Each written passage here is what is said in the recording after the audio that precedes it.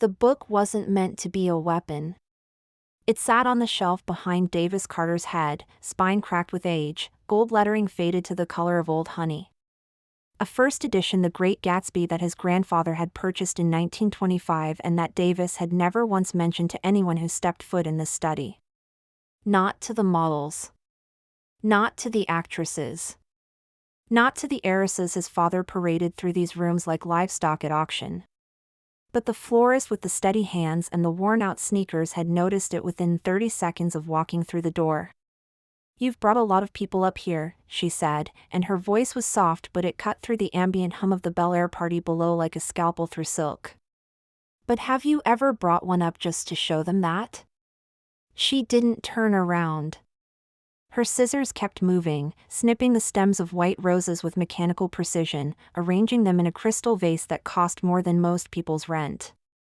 The amber desk lamp caught the edges of her jaw, the curve of her neck, the way her black turtleneck had slipped just slightly off one shoulder. Davis had been leaning against the doorframe with his hands in his pockets, his body angled to project casual authority. His voice dropped to that low register that usually made women's eyelids flutter. He'd been playing the role he'd perfected over 35 years of being a Carter in Los Angeles, the bored prince, the reluctant heir, the man who could have anything and therefore wanted nothing. But the florist wasn't looking at him. She was looking at his grandfather's book. "The book," she said, and finally, she turned. Davis felt something shift in his chest when her eyes met his. Not because they were extraordinary eyes, though they were dark and observant, the kind of eyes that seemed to be taking notes on everything except what you wanted them to see. No, the shift happened because she didn't look impressed.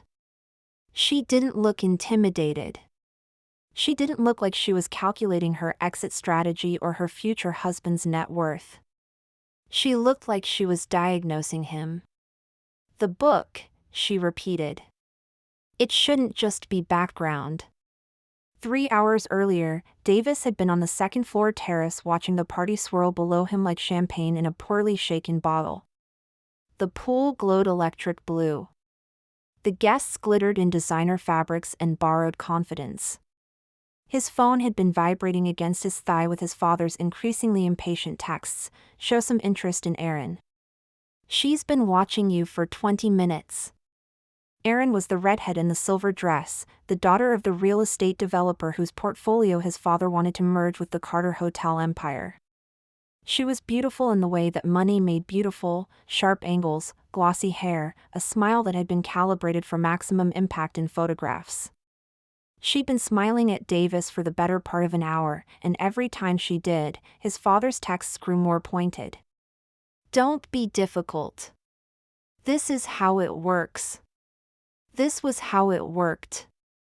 Davis knew the script.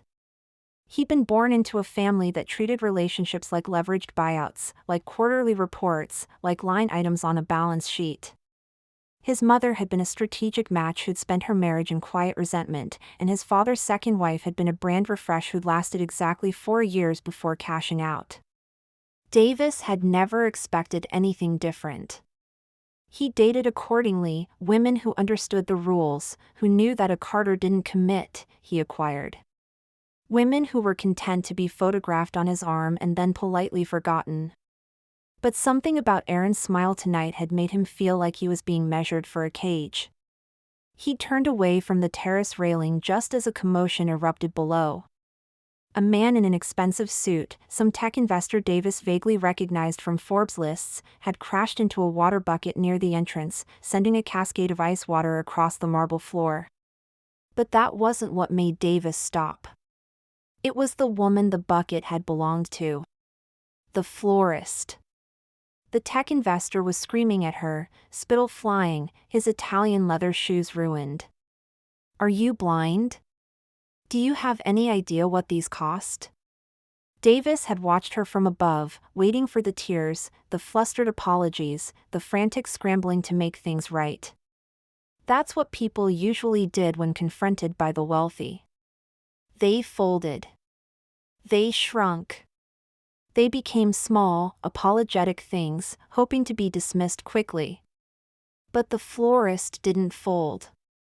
She looked down at her soaked jeans, light denim, well-worn, the kind that came from actual use rather than boutique distress, and then she looked up at the investor. Slowly. Deliberately. She didn't straighten her spine in defiance. She just straightened it. "Sir," she said, and her voice carried enough to reach Davis on the terrace, "your bucket has been by your own feet for 5 minutes. I didn't point it out because I assumed you needed the water to cool down." She smiled. It wasn't a smirk, wasn't cutting. It was almost kind. The investor's mouth opened and closed. The guests nearby had gone quiet. He muttered something Davis couldn't catch and stalked away, leaving the florist to crouch down and gather her fallen roses like they were the only things in the room that mattered. Davis's hand tightened on the railing. He'd gone from watching from above to seeing, really seeing, and he didn't know why that felt different, only that it did. He descended the stairs before he could think about it, weaving through the crowd with the ease of someone who'd always parted rooms just by existing. He'd approached her with his practiced host's demeanor, the one that said, "I'm above this, but I'm polite enough to pretend I'm not." "You all right?" She'd looked up at him then, just for a second, just long enough to assess whether he was genuine or performing. He'd seen her make the judgment in real time. "I'm fine," she said, and her scissors hadn't stopped moving. "The flowers are a bit disheveled. I'll fix them." Davis had noticed the roses then. White. Pure white. They looked wrong against the gold and marble of his father's house, like snow in a desert. "The flowers in the study need changing too," he'd said, the lie slipping out with practiced ease. "You should go up and have a look." It was a private invitation. In his experience, it was a card that always worked. Women understood what it meant when a Carter-heir invited them to a closed door on the second floor. They understood and they accepted, because that was how the game was played. The florist had stopped cutting. She'd looked up at him properly then, and Davis had felt that same shift in his chest. Her eyes weren't guarded. That was the strange thing. She wasn't protecting herself from him. She was just seeing him. Like he was the specimen, like she was the one doing the diagnosing. "Are you sure?" she'd asked.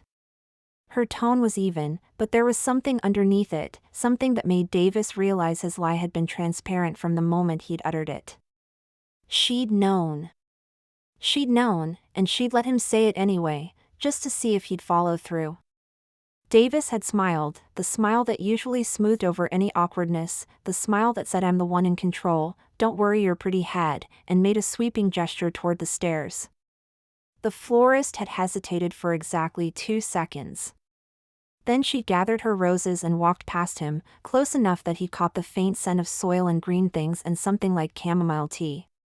"Let's go," she'd said, and there was something in her voice that Davis couldn't quite place. Not annoyance. Not fear. Something closer to pity? "But the flowers in the study don't need changing. You might want to focus your attention on the people downstairs who are waiting for you." She'd said it without anger, without judgment. Just as a fact. As if she were pointing out that he'd left the oven on. Davis had followed her up the stairs with the uncomfortable sense that he'd just made a fool of himself, and that she'd known he would, and that she'd let him do it anyway. Now, in the study, with the roses arranged and the book identified and the air growing thick with something Davis hadn't anticipated, he found himself speaking before he could stop. "You noticed that." She didn't smirk. She didn't say, "Of course I noticed."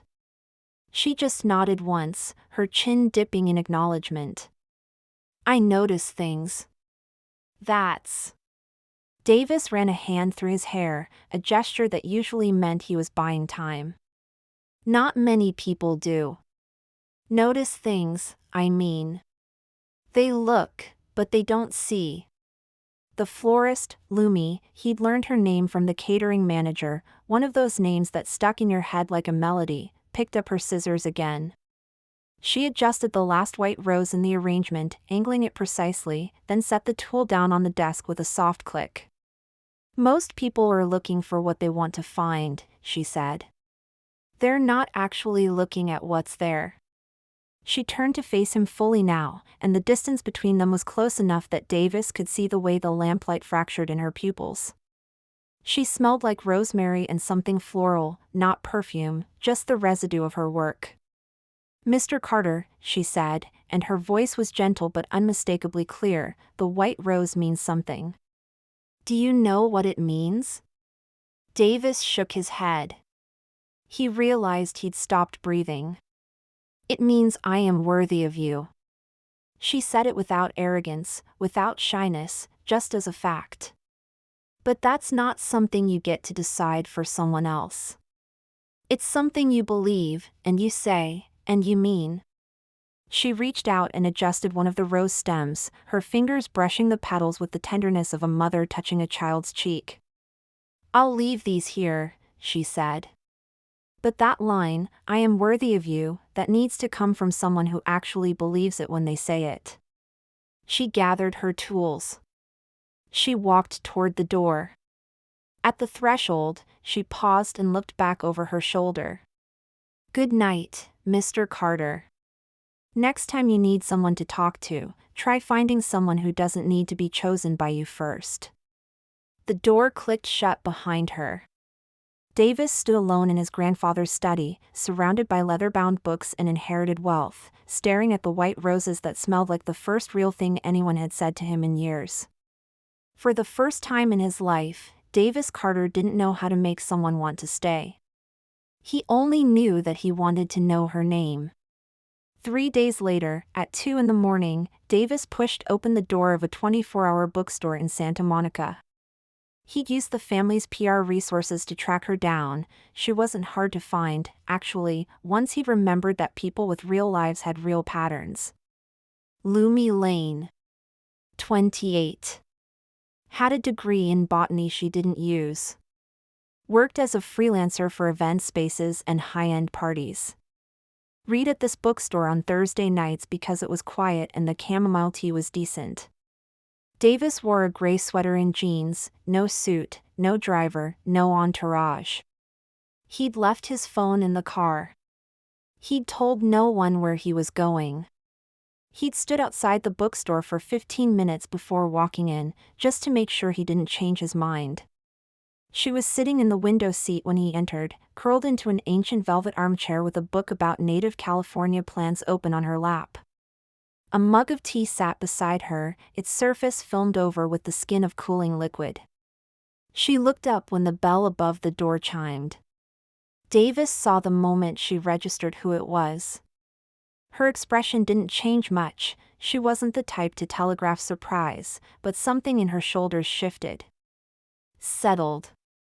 Like she'd been waiting for him to find her, and now that he had, she could relax. He didn't walk directly to her. Instead, he went to the counter, asked the sleepy-eyed clerk for chamomile tea, and paid in cash. He wrote a note on a napkin, not an invitation. Just a thank you. For the clarity dot, and had the clerk deliver it to her table. Davis watched her read it. Watched her mouth soften at the edges. Watched her look up and meet his eyes across the space of the bookstore. Then she nodded. He crossed the room, sliding into the chair across from her. The table between them was small, a wooden thing stained with coffee rings, and the lamp above cast a buttery glow that made everything feel like it was happening in a dream. When he spoke, his voice came out rough. He'd been rehearsing this in the car, but the words felt different now that she was actually here, now that he could see the way her fingers rested on the spine of her book and the way her collarbones showed above the collar of her shirt. I was bored the night we met, he said. And, honestly, a little bit maliciously curious. I wanted to see what you'd do. I wanted to see if you'd say yes to the study invitation like everyone else. I wanted to, he stopped. He was making it worse. Lumi closed her book. She set it on the table and folded her hands over the cover. "And today?" she asked. "What are you doing here today?" Davis's throat tightened. He'd expected her to be angry about the stalking, the PR search, the invasion of her privacy. But she'd skipped right past that to the central question. "I'm here," he said, "because I looked you up. I know that's not a good thing. I know it's borderline. But I did it. And then I found out more, and I wanted to know even more, and I realized I didn't want to find out through a file. I wanted to find out by asking you." Lumi's mouth twitched. It wasn't quite a smile, but it was something. "What tea is this?" she asked, picking up the mug he'd sent over. "Chamomile," Davis said. "The clerk recommended it. I didn't know what you'd like." She looked down at the pale gold liquid, then back at him. "Do you know what you've done tonight?" Her voice was curious, not accusatory. "You looked me up. You followed me here. You bought me a tea you weren't sure I'd like. That doesn't really match the bored rich guy script." Davis felt something loosen in his chest. He'd been waiting for her to push him away, to tell him he'd crossed a line, to remind him that he had no right to her attention. Instead, she was just watching. Like she was conducting an experiment and he was the subject. "What script do you think I fit?" he asked. Lumi pushed the tea toward him. "Drink it first. Then I'll tell you." He picked up the mug and took a sip. The chamomile was warm and faintly sweet. He realized he hadn't had a hot drink in weeks. He'd been living on coffee and whiskey, the two fuels of his father's world. Lumi watched him drink. Then she leaned forward slightly, her elbows on the table. "You're not bored," she said. "You're tired. And you're not very good at talking to people who don't need you to perform for them." Davis set the mug down. His fingers lingered on the ceramic. "That's not what most people say about me." "Most people don't say anything about you," Lumi said, and there was no cruelty in it. "They just want things from you. That's different." Davis sat back in his chair. The air in the bookstore was heavy with paper and dust and the distant hum of a refrigerator. Outside, the street was quiet, Santa Monica at 2 in the morning, the kind of silence that made you think you were the only person awake in the world. "You noticed my grandfather's book," he said. "The Great Gatsby. No one's ever noticed that before. They see the shelves, they think well read, and they move on. But you saw." Lumi tilted her head. "I notice things. I told you that." "Why?" "Because you were looking at me like I was a puzzle to solve, and I got curious." She laughed, a small, self-deprecating sound. "It's a hobby of mine. Figuring out what people are actually saying when they're saying something else." "And what was I saying? The night we met?" She looked at him for a long moment. Then she picked up her tea and held it against her palms. "You were saying," she said slowly, "that you wanted me to be impressed by you. But you didn't actually want to be impressive. You just wanted to know if you still could be. Because you'd lost the belief that you actually are." Davis stared at her. "That's," he started. Stopped. Tried again. "That's not inaccurate." "I know." She wasn't gloating. She was just matter of fact. Like she'd said the sky was blue and the earth was round. They talked until the bookstore closed. Davis didn't think about his father's texts or Erin's silver dress or the party that had felt like a cage.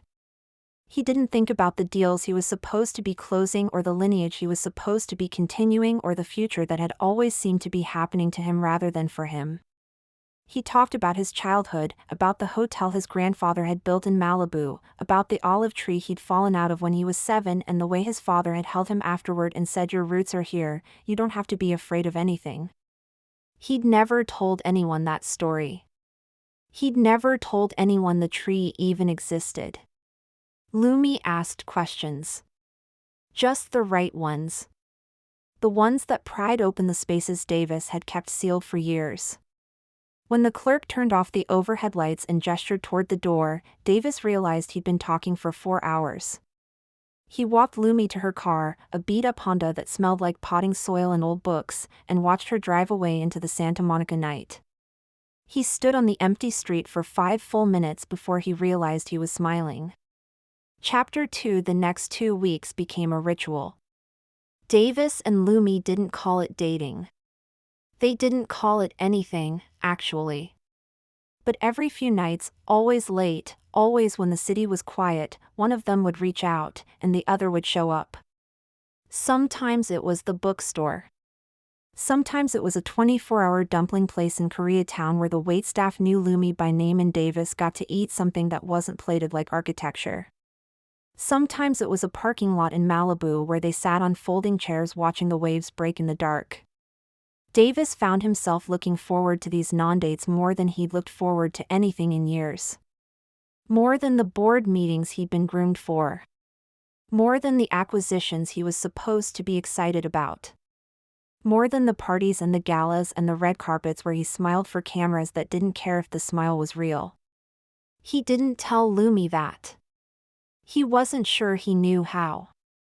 But then, on a Thursday night, the kind of night where the air smelled like salt and the fog was rolling in, he suggested something he'd never suggested to anyone. "I want to show you something," he said. "A place I've never taken anyone." Lumi looked at him over the rim of her dumpling sauce. "Should I be worried?" "Probably not." He grinned. It felt easier with her, the grins. "It's the hotel. The original one, from my grandfather. Up in Malibu." Lumi set down her chopsticks. "The family museum?" "I hate that they call it that." Davis made a face. "It was a hotel. It had a life. People fell in love there, had fights there, got married there. Now it's just something my father uses as a backdrop for meetings." "Then why show me?" "Because," he thought, "you'd see it the way I used to see it, before it became a showcase and a weapon and a reminder of everything I'm supposed to become. Because you'd make it feel alive again. Because," he said instead, "you're good at seeing things for what they are. And I don't think I know anymore." They arrived at the Malibu hotel to find his father's car in the parking lot. Davis felt his stomach drop. He hadn't checked the schedule. He'd forgotten, willfully forgotten, that his father was hosting a dinner here tonight with the board and the real estate developer and the silver-dressed woman whose name Davis had been pointedly ignoring. Davis. His father's voice carried across the courtyard as they walked in. "You should have told me you were bringing a guest." Richard Carter was a man of 60 with iron gray hair, an Armani suit, and the kind of smile that never quite reached his eyes. He was looking at Lumi the way he'd look at a piece of artwork he wasn't sure was authentic. "Lumi," he said, trying the name out like a new sound. "And what do you do, Lumi?" Davis watched Lumi's shoulders settle. She didn't shrink. She didn't perform. She just became more herself, as if she'd walked into a room full of costumes and decided to stay in her own clothes. "I'm a florist," she said, and there was no apology in it. "Event work mostly." "Ah." Richard Carter's smile tightened. Davis has always appreciated the arts. It was a dismissal. Elegantly wrapped in a compliment, but Davis knew the language. He'd been raised on it.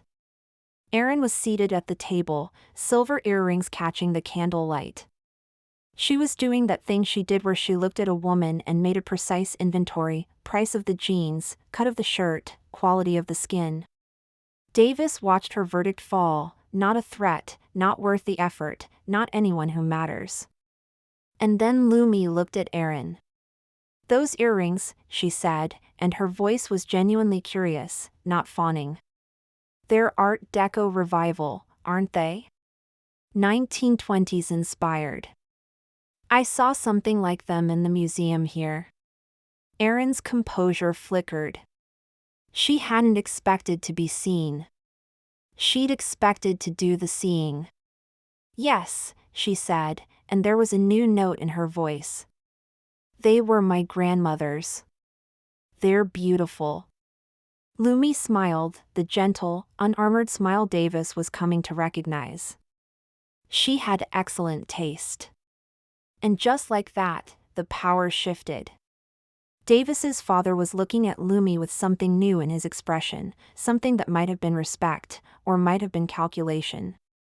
Davis didn't care which. He was too busy noticing that Lumi had stood beside him, shoulder to shoulder, without being asked. She hadn't touched him. She hadn't needed to. Halfway through dinner, Richard Carter decided to perform his favorite parlor trick. He brought up the acquisition he'd been pressuring Davis to sign off on, the merger with Aaron's father's company. "Davis has been dragging his feet," Richard said, turning to address the board. "Wants more time to consider. I've told him, the best deals are made quickly." Davis could feel the eyes on him. The board members. Aaron's father. Aaron herself. They were all waiting to see if he'd flinch. His throat tightened. He opened his mouth, and Lumi spoke first. "Mr. Carter," she said, and her voice cut through the tension with the gentleness of a knife through warm butter. "I couldn't help noticing the olive tree outside. It's quite old, isn't it? 100 years or so?" Richard blinked. He'd been derailed. "Yes," he said, with the impatience of a man who doesn't like being derailed. "Planted when the hotel was built." "It's thriving," Lumi said, as if she were having a pleasant conversation about gardening. "Still bearing fruit. But if you moved it to a bigger garden, a better one, it would take a long time to adjust. Not because it's not a good tree. Because its roots have learned every inch of this soil." She let the words settle. Then she looked at Davis, just for a second, just enough to let him know she was talking about him, and picked up her water glass. The table was silent. Richard Carter looked at Davis. Something in his expression cracked, just slightly. The olive tree. The story of a 7-year-old boy who'd fallen and been told he belonged here. His father hadn't forgotten. He'd just buried it. Richard cleared his throat.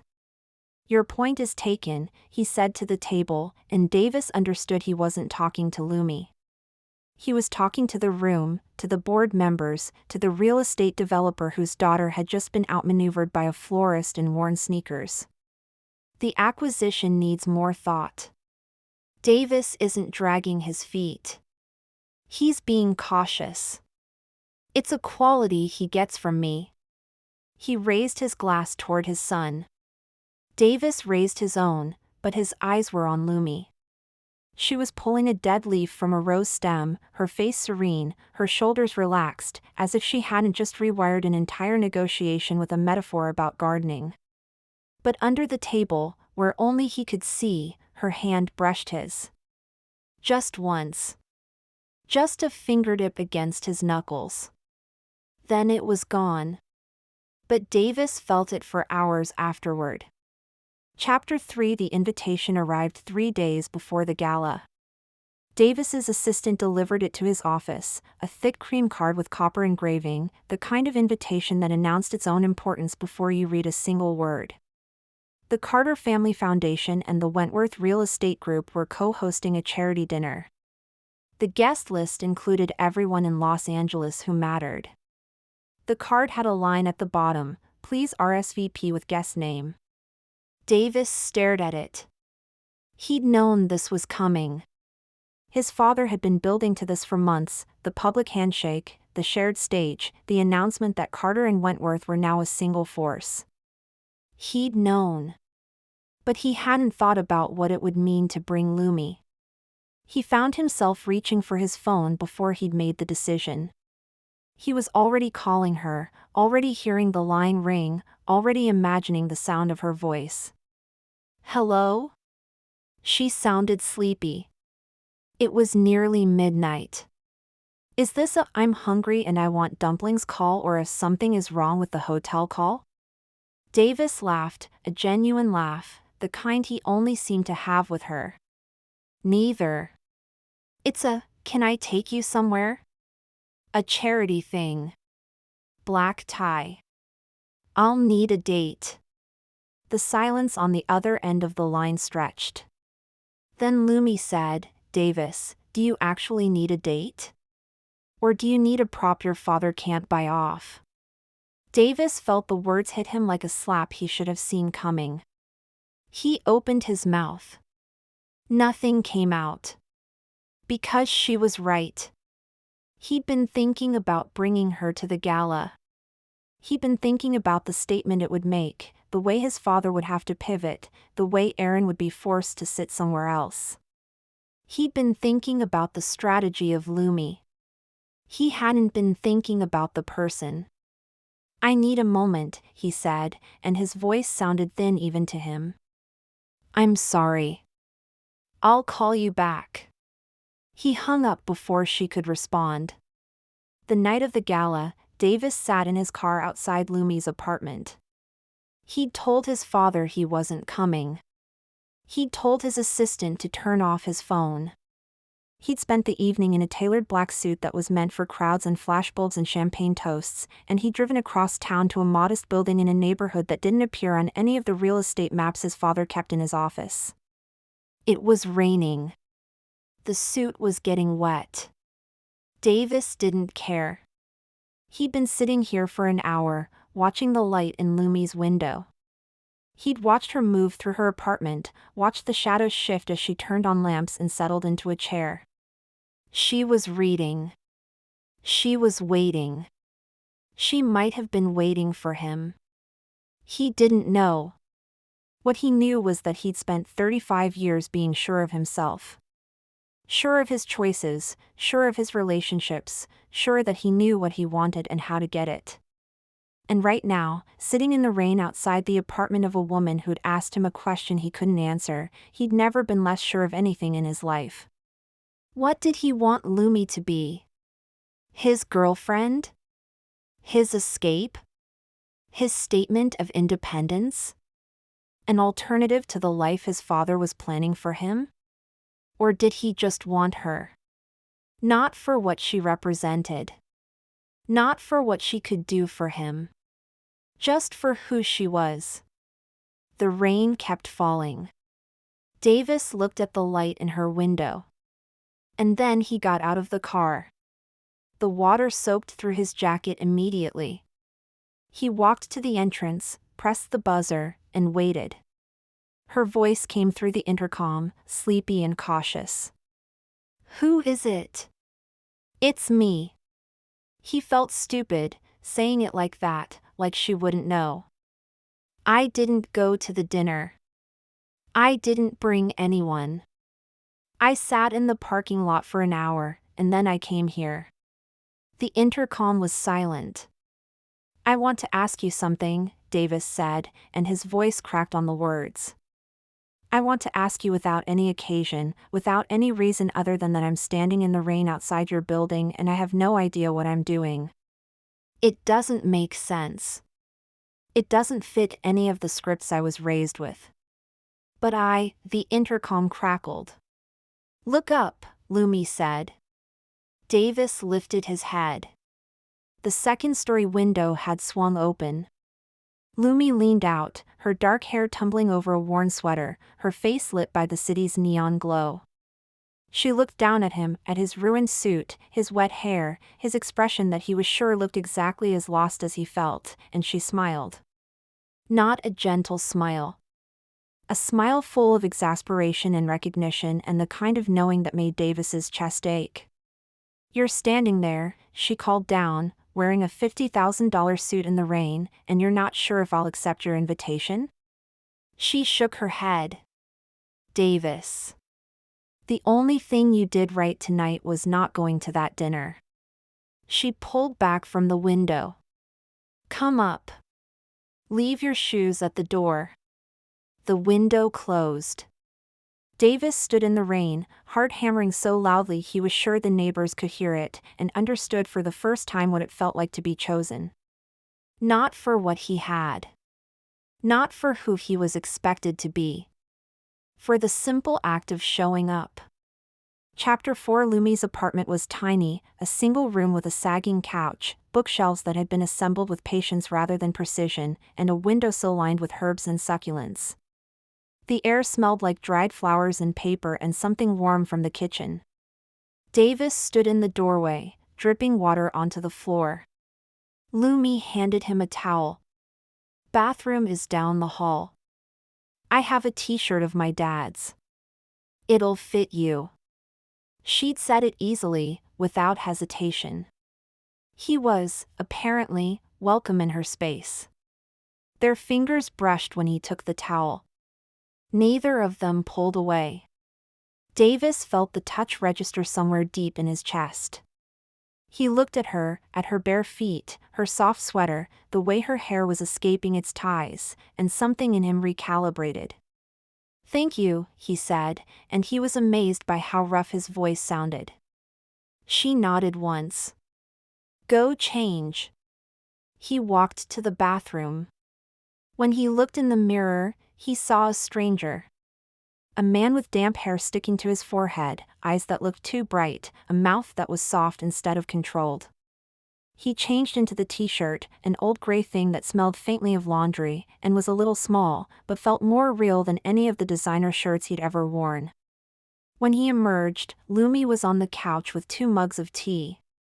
She looked up when he entered, and her eyes ran over him, not assessing, just seeing. "Better," she said. Davis sat down on the other end of the couch, leaving a cushion between them. He was still learning the rules of this space, still afraid of overstepping. Lumi pushed a mug toward him.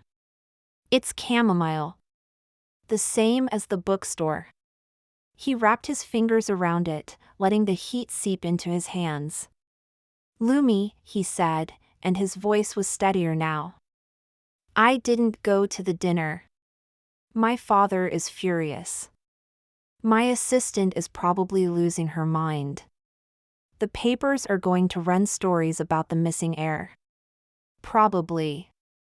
She didn't sound alarmed. "And I sat in the car for an hour before I decided to come here.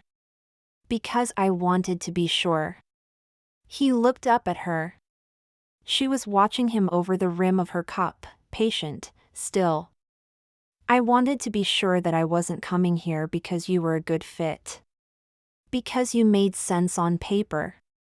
Because you wouldn't embarrass me, or challenge me, or ask for too much." He set the cup down. "Because I realized I've been trying to put you in a box, girlfriend, date, statement, and that's not what you are." Lumi set her cup down too. She turned to face him fully, one leg tucked under her full attention on him. "Then what am I?" she asked. Davis looked at her. At the soft line of her jaw, the way her lips curved when she was listening, the small furrow between her brows that appeared when she was thinking about something complicated. "You're a space," he said. "A place I could be in. Not an accessory, not a position. Just a place where I don't have to perform." He looked away, suddenly embarrassed by how raw the words felt. Lumi was quiet for a long moment. Then she stood up. Davis watched her cross to the windowsill. She lifted a plain glass vase, the same one from the study, he realized, the one she'd filled with white roses, and set it on the coffee table between them. Then she went to the door. She pulled a bundle from the closet, white roses in craft paper, and unwrapped them at the table. Slowly, deliberately, she put each stem in the vase with the care of someone performing a sacred ritual. Davis didn't speak. He couldn't. When the last rose was placed, Lumi looked up at him. The city lights were in her eyes, gold against dark. "You know what white roses mean?" she asked. He shook his head. She smiled. "They mean I'm worthy of you. But they also mean I'll wait for you to take the first step, and then I'll walk the rest of the way." She leaned forward slightly, just enough to bridge the distance between them. "You've done a lot of walking tonight, Davis." Her voice was soft. "You got wet. You missed a dinner. You're wearing my dad's t-shirt. You said things that aren't easy to say." She reached out and touched his forehead, brushing back a strand of damp hair with a gentleness that made his breath catch. "The rest of the way," she said, "I can walk." Davis looked at her. At the offer in her eyes, the lack of calculation, the simple and terrifying fact that she was choosing him. He stood up. The distance between them shrank to a single breath. Davis could feel the heat of her skin, the soft exhale of her air, the way her fingers were still resting against the side of his face. He was more aware of her than he'd ever been of anyone, more aware of the way her chest rose and fell, the slight tremor in her bottom lip, the way she didn't flinch when he leaned closer. He lowered his forehead until it touched hers. Her skin was warm. So warm. They stayed like that, foreheads together, breathing each other's air, the city glittering beyond the rain-smeared window. Davis could feel the peace of it. Not the peace of victory, of having won something, but the peace of arrival. Of being exactly where he was supposed to be. He didn't kiss her. She didn't kiss him. But the white roses sat on the coffee table between them, and the city hummed its quiet song outside, and everything that mattered had already been said. In the morning, Davis's phone would be full of messages. His father would be furious. The headlines would speculate. The carefully constructed world of Carters and acquisitions and arranged alliances would be waiting for him. But for now, the light was warm, the rain was soft, and Lumi's forehead rested against his. For now, Davis Carter was home. He could figure out the rest later. Subscribe to me for more content.